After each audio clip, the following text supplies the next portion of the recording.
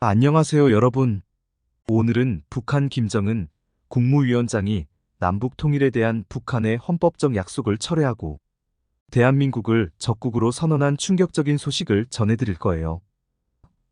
이 보도 영상은 미국 CNN과 각종 외신 보도를 토대로 제작하였습니다.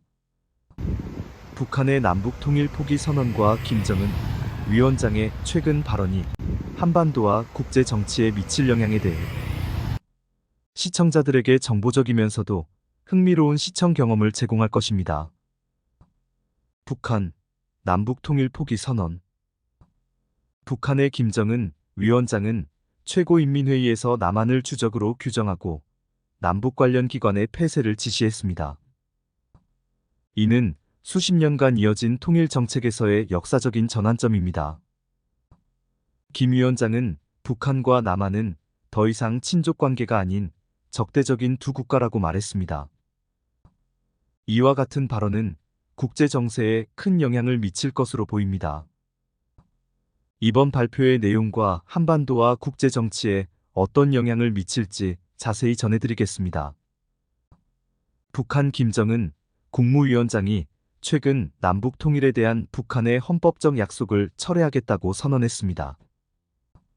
이는 수십 년간 이어진 정책에서 역사적인 전환점이며 현재 한반도의 군사적 긴장이 고조되는 상황에서 나온 발언입니다.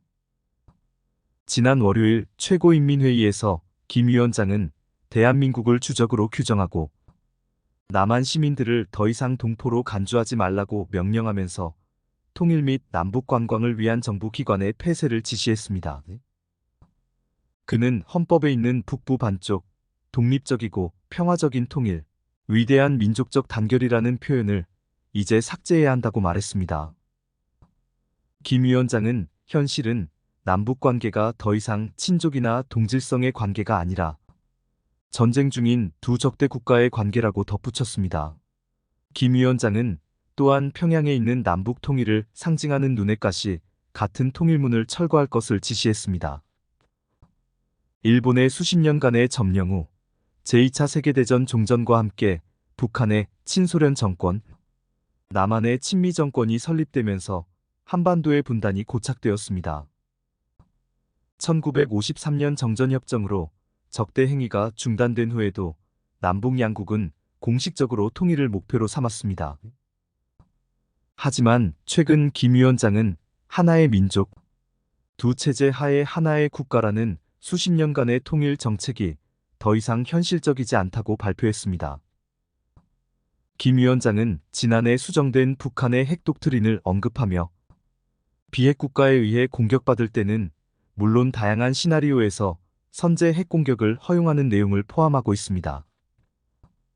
우리는 전쟁을 원하지 않지만 피할 의사도 없다고 그는 최고인민회의에서 말했습니다.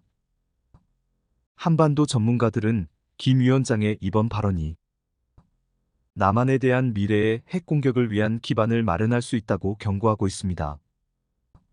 한편 대한민국의 보수적인 윤석열 대통령은 북한의 김 위원장의 발언에 대해 반민족적이고 비역사적인 발언이라고 비판하고 군사적 도발이 발생할 경우 북한에 수배로 강력한 대응을 할 것이라고 밝혔습니다.